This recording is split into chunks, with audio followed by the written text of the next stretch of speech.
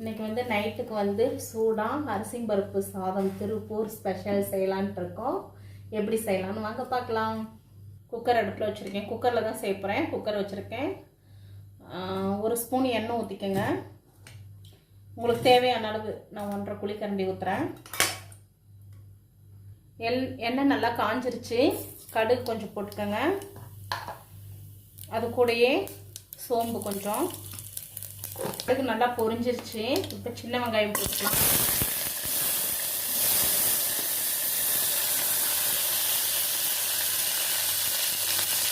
இப்போ காரத்துக்கு தகுந்த மாதிரி வரமிளகாய் பச்சை மிளகாய் ரெண்டும் சேர்த்துக்கோங்க. இதுக்கு வந்து மிளகாய் தூள்லாம் போட முடியாது. அதனால உங்களுக்கு காரத்துக்கு தகுந்த மாதிரி மிளகாய் பச்சை மிளகாவும் காஞ்ச மிளகாய் எது வேணுமோ உங்கள் காரத்துக்கு தகுந்த மாதிரி சேர்த்துக்கோங்க.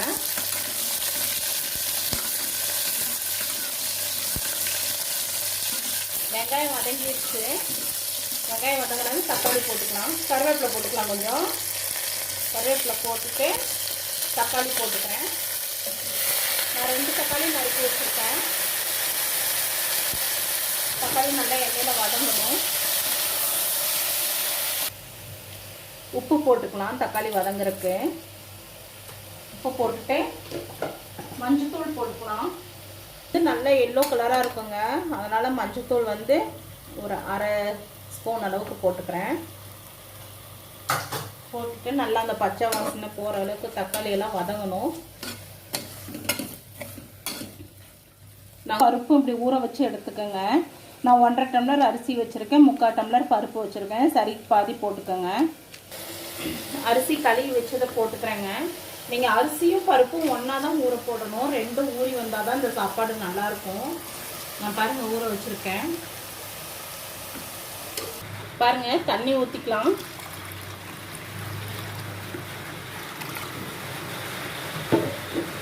தண்ணி ஊற்றிட்டு நல்லா கிண்டி விட்டுக்கோங்க.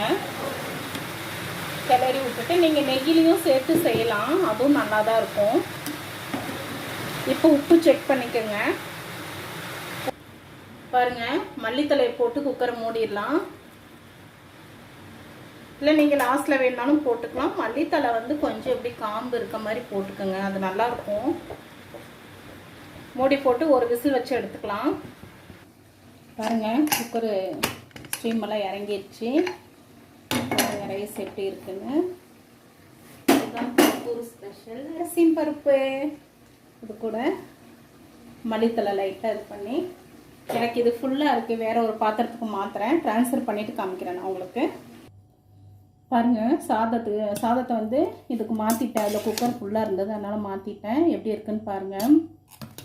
நைட்டு லைட் வெளிச்சோன்றனால எப்படி இருக்குது. பகலில் செஞ்சு பாருங்கள். அது நல்லாயிருக்கும். இன்னும் கலர்ஃபுல்லாக நல்லாயிருக்கும். பாருங்கள் பாருங்கள் நல்லா உதிரி உதிரியாக எவ்வளோ அழகாக இருக்குன்னு. மழை டைமுக்கு சீக்கிரமாக செஞ்சிடலாம். அரிசி பருப்பு ரைஸு. அதுக்கு வந்து சோயா பீன்ஸ் நான் செஞ்சுருக்கேன். உங்கள்கிட்ட உருளைக்கிழங்கு இருந்தால் நீங்கள் செஞ்சுக்கோங்க. உருளைக்கிழங்கு ஃப்ரை பண்ணிக்கோங்க, நல்லாயிருக்கும். நான் வந்துட்டு சோயா பீன்ஸு கத்திரிக்காய் போட்டு வச்சுருக்கேன். 2 மழை டைமுக்கு வந்து சூடாக நீங்கள் செஞ்சு சாப்பிட்டீங்கன்னா நல்லாயிருக்கும். நீங்களும் செஞ்சு பாருங்கள். ஏதாவது டவுட் இருந்தால் கமெண்ட்ஸில் கேளுங்க. லைக் பண்ணுங்கள், சப்ஸ்கிரைப் பண்ணுங்கள்.